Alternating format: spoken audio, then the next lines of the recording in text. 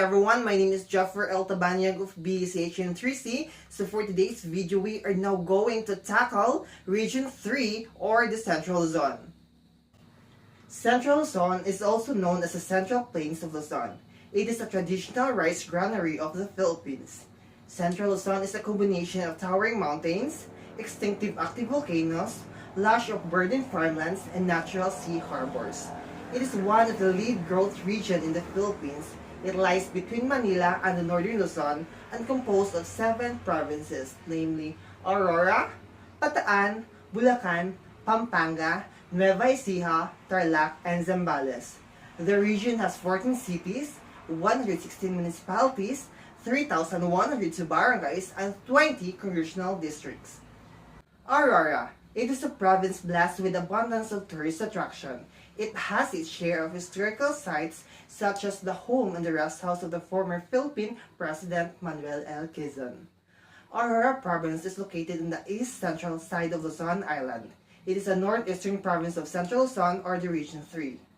Bulacan. It is a household name in the Philippine literature due to its rich historical heritage. The province which is located north of Manila. Bulacan is also the cradle of Asia's first constitutional democracy. It is considered as one of the favorite travel destination among locals and foreign tourists. Bataan. It is a province of the Philippine island of Luzon. Shipwreck and coral reefs dots the waters of Subic Bay off its northwest coast. Zambales. The Zambales coastline is the most famous for its sandy beaches and deep blue sea teeming with coral reefs. The province is historical. Zambales is a popular getaway destination because of its proximity and accessibility from Metro Manila and nearby cities. Pampanga. Pampanga is a province in the Philippines, northwest of Manila. Nayong Pilipino, a cultural theme part in Clark Freeport, has replicas for its major national sites. Nueva Ecija. Nueva Ecija borders from south clockwise Bulacan, Pampanga, Tarlac, Pangasinan, Nueva Vizcaya, and Aurora.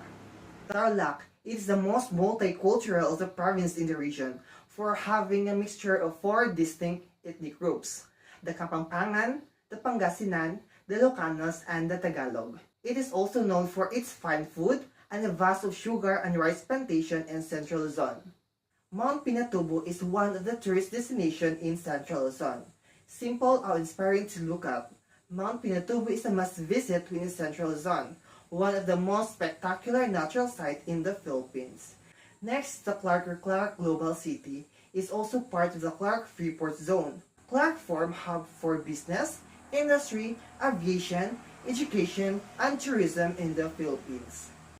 So that's all for the Region 3 or the Central Luzon. Once again, I am Jeffrey L. Tabanyag of BCHM3C. Thank you. Have a nice day.